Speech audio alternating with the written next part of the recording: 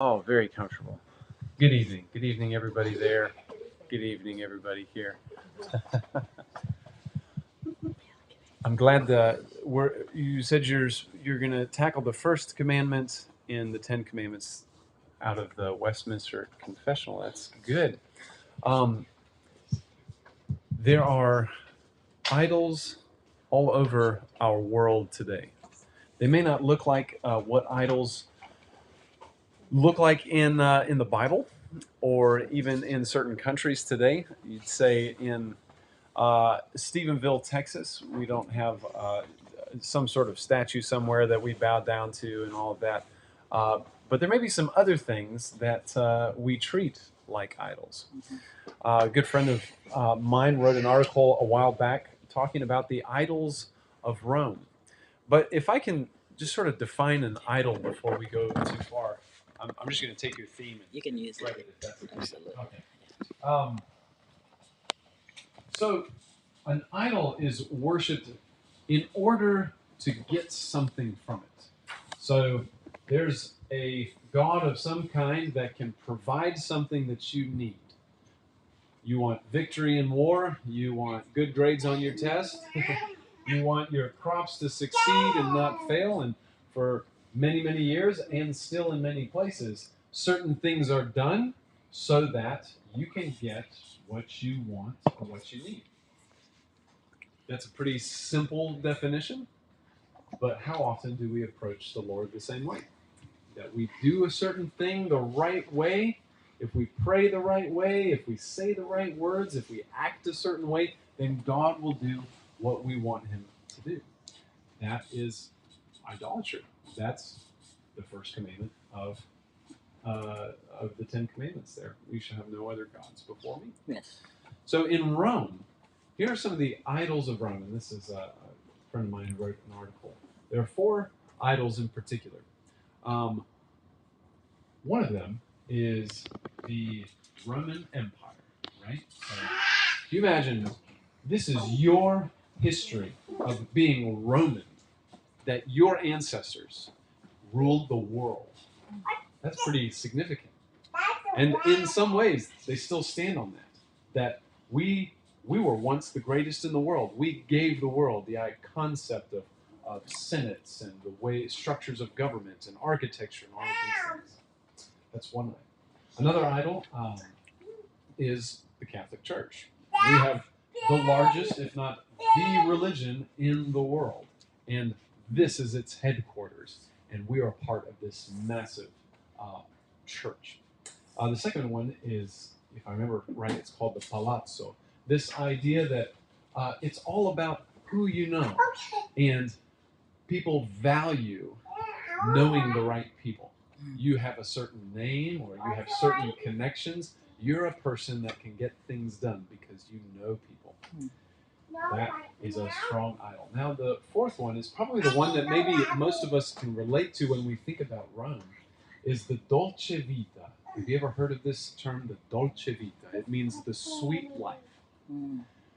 Rome and much of Italy is a beautiful country. It's a wonderful place to visit.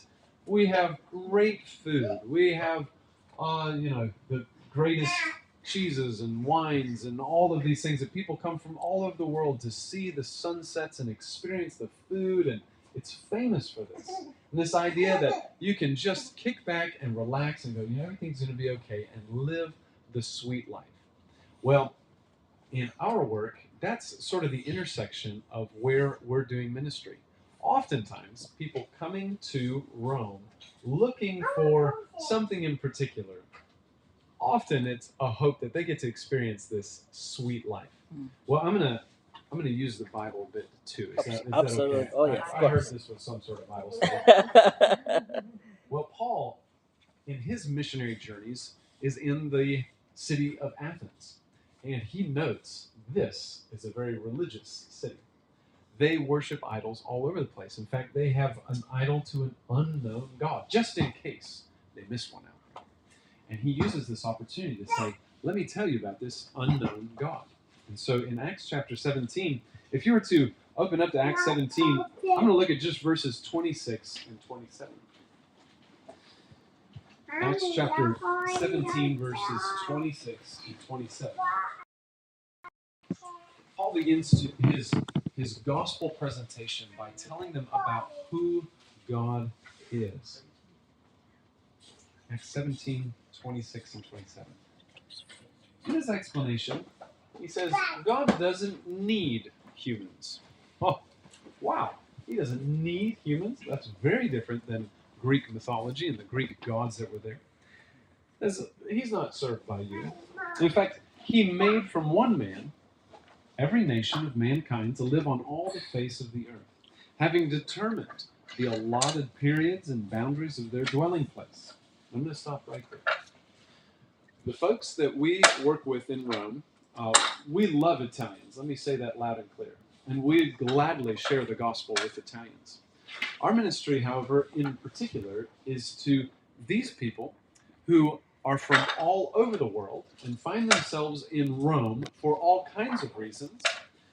However, we see that our God has placed them there for a particular time, because that's what he says in his word. That each person is living where they live and during the time that they live there, because God has determined it. Amen. My wife and I grew up on the mission field. We have lived in many different places. In fact, by the time I turned 30, I had lived in as many places as the years I was old. I lived in 30 different homes by the time I was 30. Now, I'm often in the same country and even the same city, but that's how often we moved around. Now, for a guy like me and the folks that we work with to hear that it wasn't accidental, it wasn't based on a whim, it wasn't because we were looking for a better life or a sweeter life somewhere. God had a purpose in that. And that's where verse 27 comes in. That they should seek God. Amen. And perhaps feel their way toward him and find him. Yet he's actually not far from each one of us. I'm going to tell two stories, a really wonderful story and a really sad story. Which one do you want to hear first? Sad one or the happy? Are you sure? Sad. I think sad. Yeah. We did the sad one.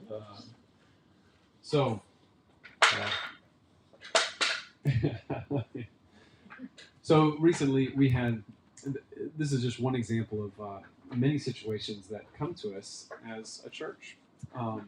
We have a family who visited us, and they came in and they had lived in many different places and had gone to many different churches. They had met over those years and fallen in love and started a family, and yet their work and life had them moving constantly. Unfortunately, what this meant for them, and what we often see with these families that move and move and move again, is that their discipleship goes undeveloped.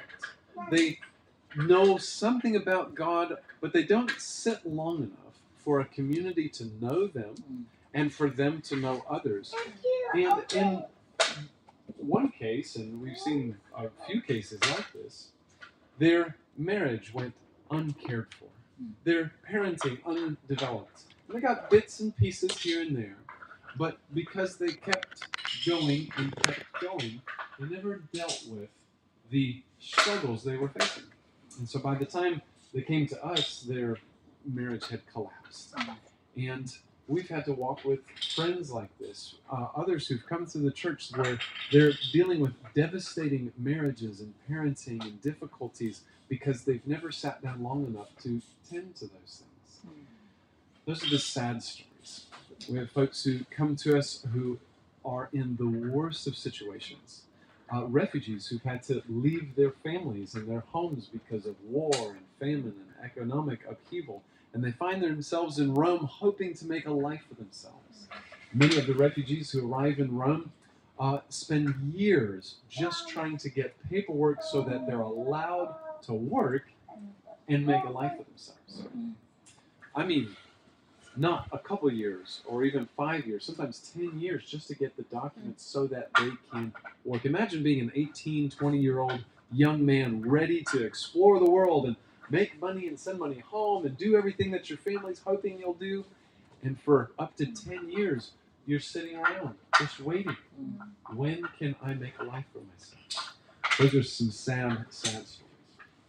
I'll tell one story about a gal who came to Italy. She was from South America and had had a wonderful opportunity to be educated, get a really good education, and travel the world and learn English almost perfectly. And she met a guy, and they had a child together, and she was able to explore and just really live an amazing life. Well, when her daughter was very young, about 18 months old, she was diagnosed with cancer. It scared her terribly. She wasn't sure if she was going to live to see her daughter grow up. By God's grace, her cancer was moved into remission, and she's doing well today. Unfortunately, her relationship with the child's father deteriorated. And the best course of action for them was to come to Italy and work through this through the court systems in Italy, because the guy that she had had her daughter with was Italian. She came to Italy angry and broken, saying, "God, I've done all these good things. Maybe not all good things, but not that bad. How could these things be happening to me?" You can hear how the idolatrous thinking. I've done all of this. You should give me good things. And when Alaina and I met this gal, we met her daughter and actually her sister in a park nearby, and we befriended them. They spoke English, we spoke English, and as we got to know them, we said, my wife grew up in Venezuela, and they were from Venezuela, and so they started making Venezuelan food together, which if you haven't had Venezuelan food, is fantastic. As we got to know them, we would have gospel conversations about the love of God, His grace, and His goodness towards you, and this gal would just run away. She'd always find a reason to stand up and leave. And one day, we were standing in front of the gate to our house, and she came to, I can't remember if Alaina and I were both standing there, but she was just in tears. She had hit the bottom and said, "I think I'm ready to start reading the Bible with you. Would that be okay?" And we said, "Absolutely. We would love to read the scriptures with you." And where else would you begin in the Word of God, being missionaries in Rome, but in Romans? Seemed like a great place to begin. As we're reading through Romans 1, 2, and 3, she begins to, after a few meetings, she says, "How can I be saved from the wrath of God?" Wow. That's a great question. Yes. I love that question. Yeah. Because the answer is right there. In Romans chapter 1, verse 16, it says that I'm not ashamed of the gospel, because the gospel is the power of God to save both Jews and Gentiles. And what that means is everybody. The gospel's able to save everyone. And so there in our home, she professed faith in the Lord, and we had the joy of baptizing her not too long ago. That's a good story. That's a wonderful story. We have seen very few of those stories, unfortunately. Rome is a tough, tough city to live in. I mentioned 4 of those idols. There are many idols. Even though it's a European country, I was telling Pastor Fletcher there that we say it's a third world country pretending to be a first world country. There are some things that are really great. We have Amazon. We have Lamborghinis. Not personally. There's some really cool things about Italy. Wonderful food and places. But functionally, life is really difficult to live in Rome. And we find this across the board. It's not just Americans who move there. It seems like everyone who comes finds it very difficult to live. A lot of that has to do with the isolation and loneliness that I think the enemy uses in the lives of particularly foreigners who are living in a city that is very proud of its heritage. The people are very proud of their cultural identity, and they don't want to let that go. And so they see foreigners often as a threat to their culture and their way of doing things. And so our people quickly feel very isolated and left out, if not outright rejected. So in 2016, 17, my wife and I went to Rome to not only share the gospel, but to continue planting a church called Rome International Church. And this church has been through some really difficult years. Our first 4 years were highly, highly challenging. By God's grace, for us, COVID was a wonderful thing. It allowed us to sort of turn things way down, if not off, for a moment, and restart with a. Let's see. I think they're in my pocket. There you are. Thanks, Roy. It allowed us to sort of turn things off and then turn them on again with a healthy foundation of where we're going and what God had called us to.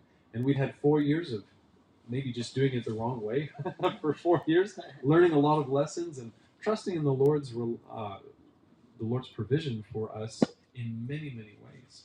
And so for the last 3 years, we've seen a wonderful and thriving church of about anywhere from 60 to 70 people on average, but we're growing, which is amazing to see.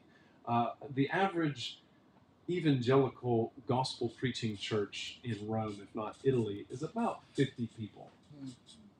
There are some really large, charismatic, kind of Yahoo crazy churches that get a little wild, but there's not a lot of gospel preaching going on. But in terms of those who walk through the scriptures week after week and lead their church with biblical conviction, they're very, very few. In fact, I probably count on two hands how many churches I'm aware of within the Italian community that are healthy churches thriving in the city. It's very, very challenging. But by God's grace, our church is growing. We sit in the middle between people's home cultures and the host culture. Ours is both a third culture between the two, and it's a kingdom culture. We get to be a city set on a hill.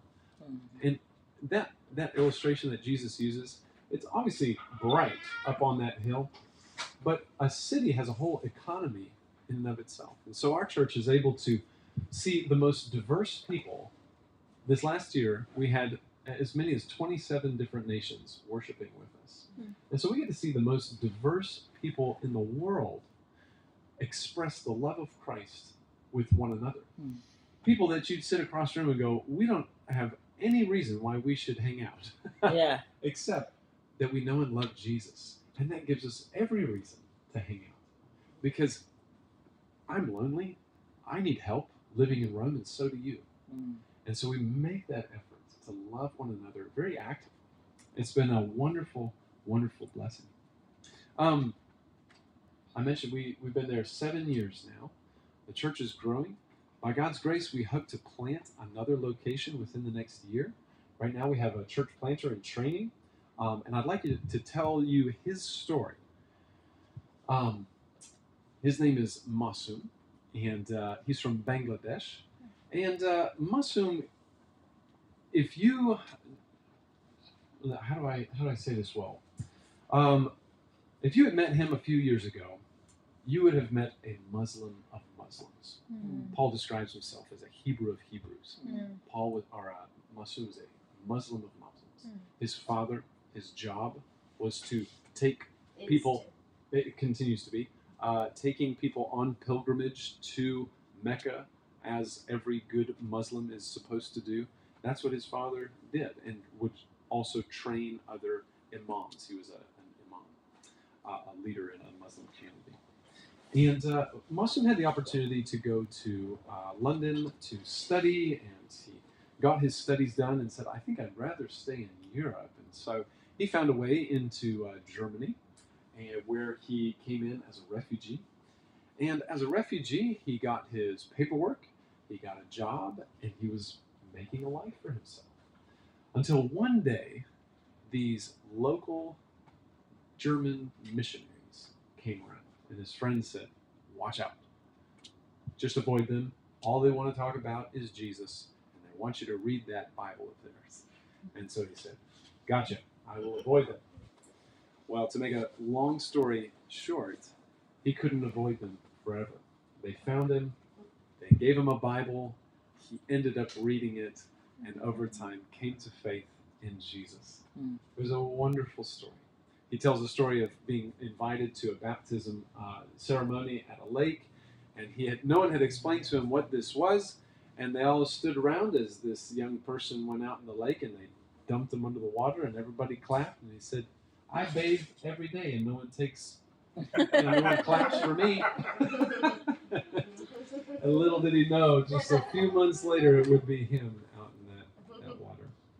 Well, not long after Masum had come to faith, he wakes up one morning in his apartment, surrounded by the police, and they say, "You're being arrested," and they put handcuffs on him, and they said, "You're being sent to Rome." Masum said, "I've never been to Rome. Why am I going to Rome? Why am I being arrested?" No answers. They put him on a plane in handcuffs, and when he arrived, they said, "There will be police waiting for you on the other side of customs, and they will take you into custody." He goes through customs. They took the handcuffs off and sent him through customs, and on the other side, no police. What would you do? Just keep walking. Just keep walking. You call the police and say, "Here I am."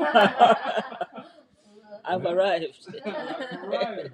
I hear you're expecting me. He had just a few euros in his pocket, enough to get into the city, enough to get a calling card or something, to call his friends back in Germany and say, "I don't know what's going on, but could you put some money on my ATM card," which thankfully he was able to have with him. And from there, he began to make a new life for him. And he has learned today the truth of this passage, that it is God who determines where you will be and when you will live there. Right. Masum has served as a unlikely missionary to the city of Rome. He came. Yeah. He lived in a Bible school for a little while until he was able to get his feet under him and his paperwork started. And today he is running a ministry called Centro Agape, or Center Agape Center. And he works with migrants and refugees just like him. He knows not only the experience of being a refugee and the unpredictability of that, but he also knows the experience of a lot of these refugees coming from Muslim countries. He can relate to them on a level that I never will be able to.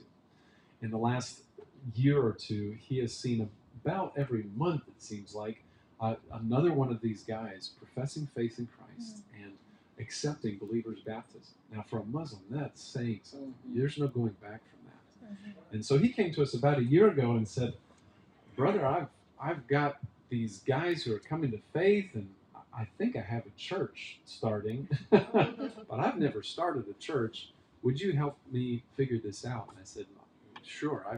I don't know how to start a church either, but let's figure this out together." So he's been doing an internship with us, or a residency program, over the last year of equipping and conversations and thinking through how do we move from a group of increasing disciples into being a church, and what does that mean? So, Lord willing, within the next year, he'll be planting a church out of Rome International Church down in city center, where most of these refugees are at. It'll be in. We operate in English because we say English is the tool God's given us to reach across cultures with the gospel. We speak Italian also because we don't get anything done unless we speak Italian. We do life in Italian, but in our home we speak English. But our services are in English, and we've actually recently had some Spanish speakers come, and we've been able to do some translation for them. Our hope eventually is that because we're preaching the gospel in this corner of Rome and nobody else is, we would be able to share that gospel Sunday after Sunday in Italian as well. So something to pray for. I'm going to stop right there. There's a couple other stories I'd like to tell, but I wanted to see if there's any questions or comments or anything. And my wife can tell me things I forgot to say. So, she's very helpful in that. Yeah. Sorry the kids disappeared on you guys. They wanted to say bye, but one of our kids had a bad headache. Oh, no. And my mom came to get them, and she said, "Well, I might as well get all of them." I'm like, "Okay." So, but they didn't mean to disappear on you guys. That's all right. That's all right. Questions? I definitely want to hear more about this guy. Masum. Masum. Yeah. And hopefully meet him someday. Yeah. No, I wish he could come and just travel with us. I know. He Yeah, and I have become yeah. great friends, and he tells some great stories. What is it like being? Yeah. So I have questions. Yeah. Just maybe on behalf of the group. First, like, what are some of the areas we, as a church like us, could help you in the work you're doing, partner with you? What are some of the key areas? Yeah. Well, first and foremost, I was told years ago you can never have too many friends in ministry. Ministry can be a very lonely thing. And even though we are support-based missionaries who raise support in the U.S., when you're several, tens of thousands of miles away, it can feel like you are a long ways out there and very alone. And so anytime we get to meet people face to face and develop a friendship and then hear from you that you're praying for us, you thought of us, or we prayed for you in your Bible study, that is incredibly encouraging to hear.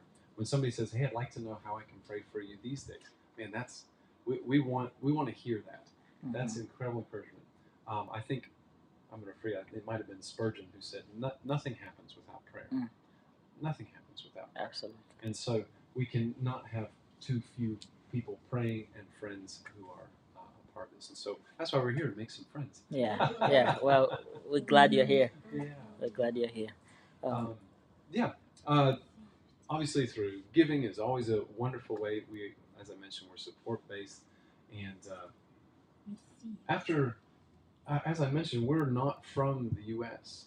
And so even for us coming to the U.S. and sharing about our ministry, we see family, but we're not really from here.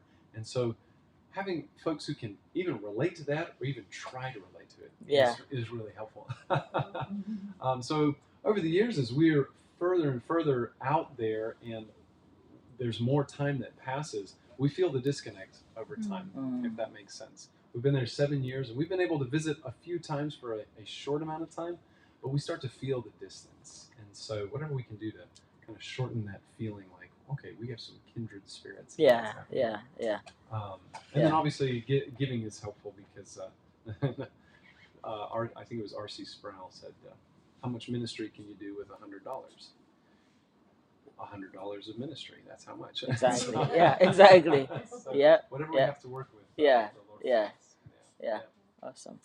And then you did ask about sending teams Yes. as well. And so that is absolutely something that we can talk about. Various ways that folks can come and bless our community, work alongside them, do evangelism and encouragement, and even some effort put in alongside our people. That's often encouraging for both. Yeah. Very good. Awesome. More stories? More stories? Yes. Yeah. I'll tell you the story. One of the ways that you can pray for the churches in Italy, especially our church and ones like it, and I shared this with you a moment ago, but just about 2 or 3 weeks ago, it was right after we arrived here in the U.S. for our trip, a partner church in Rome, who's right in the very center of the city, which historically has been, the stronghold of the Catholic Church. Not the Vatican City, but Rome proper. This church was able to purchase property a number of years ago, probably 8 or 9 years ago, if I remember right. And very quickly, the state went to inspect and say, is this actually a church moving into this storefront? It's a tiny room. The room can't be much bigger than this room we're in right here. Maybe a little bit, but not much. And they purchased the property and they registered as a church. Well, the state took them to court to say, you didn't change the way that the room looked into what looks like a church. And we know that we don't need items in our room to be a church, because the church is people, right? Well, they were taken to court 2 different times and won the court case in their favor to say, no, you're a legitimate church. This is how Protestant evangelical churches function. Well, just a few weeks ago, the case was taken to the Italian Supreme Court, and the Supreme Court ruled against them. they said, no, you are not a legitimate church. Because when you moved into this property, you did not make any structural changes to identify it as a church. Now, Christians can make that mistake too, thinking, well, church is a building. Yeah. Well, it's not. The church is where Christ is with his people. So they lost the court case. There's nowhere higher to go in Italy than the Supreme Court, just like in the U.S.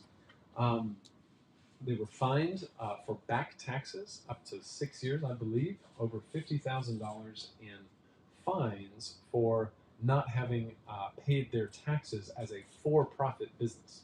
Wow. As if they were a commercial storefront. And so they have to go and find this money. Not only that, they have the legal fees to pay for having engaged in this battle. You can pray for them. They're now working towards taking this case to the European human rights organizations that can help do something about this and put some kind of pressure on the Italian government. Yeah. For us, we're registered with the government in the same way. Our building where we meet is very, very similar. We don't know if one day someone's going to walk into our building and take us to court as well. So you can pray for religious freedom in not just Rome, but in the country of Italy. Yeah. Very good. Very good. Any more questions? All right. Your man Masood, did I say his name correctly? Masum. Masoom. There you go. I'm sorry. Don't assume. So one of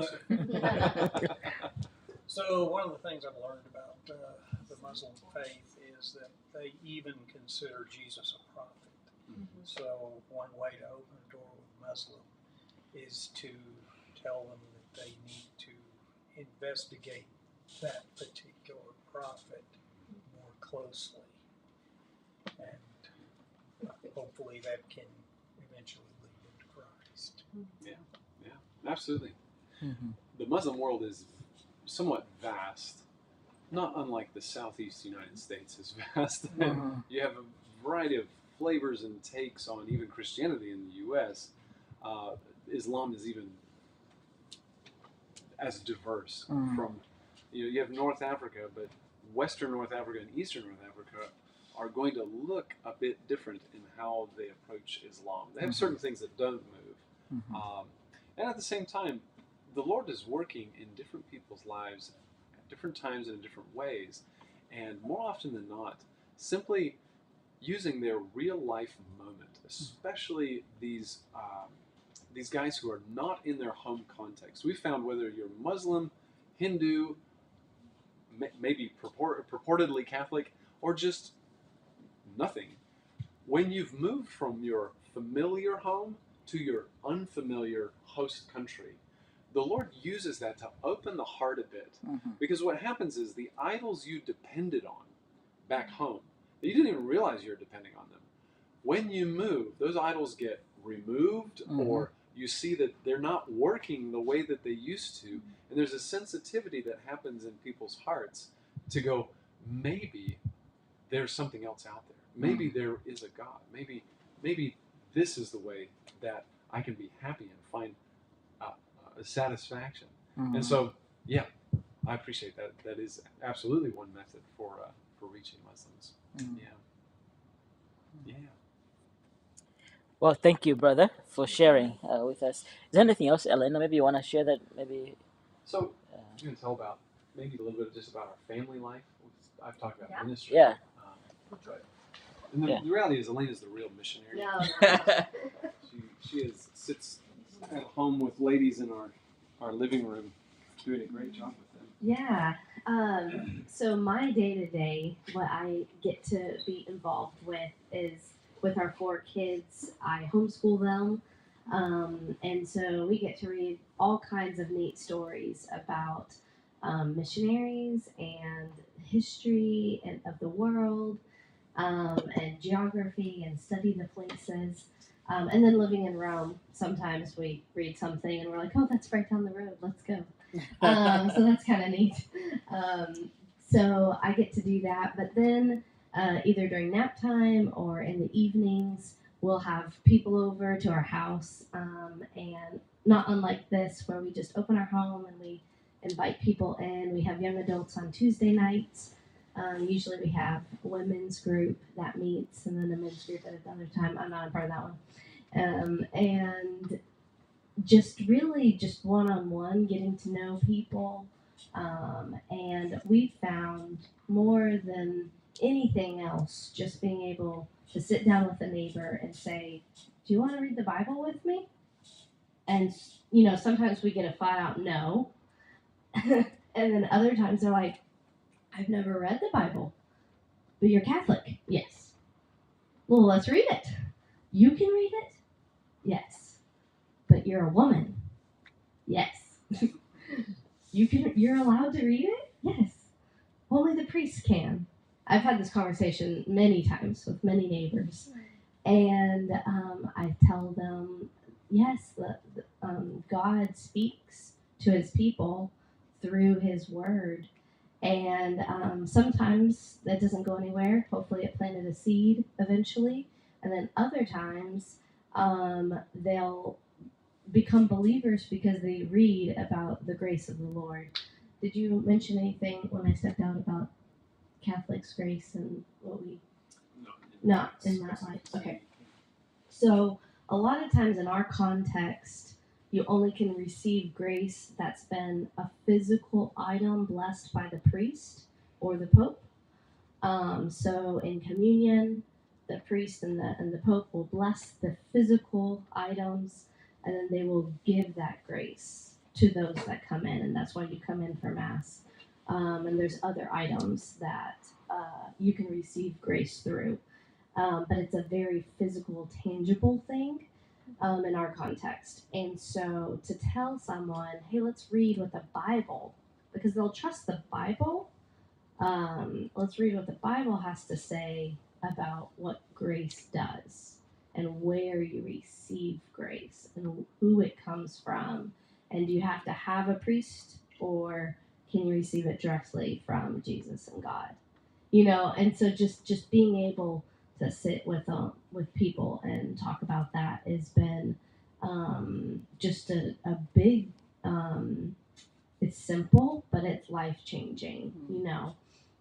So that's good. Anything else you want me to mention? Any other questions? No, I think that's good. I would love for us to spend some time praying for you guys, Yeah. with you guys. So we're gonna just go around the room. Thank you again for sharing, brother. Thank you for sharing, and I'm particularly interested to continue the conversations with you guys, to continue to pray, and also see ways that the Lord perhaps might want us to partner beyond praying and other things like that. So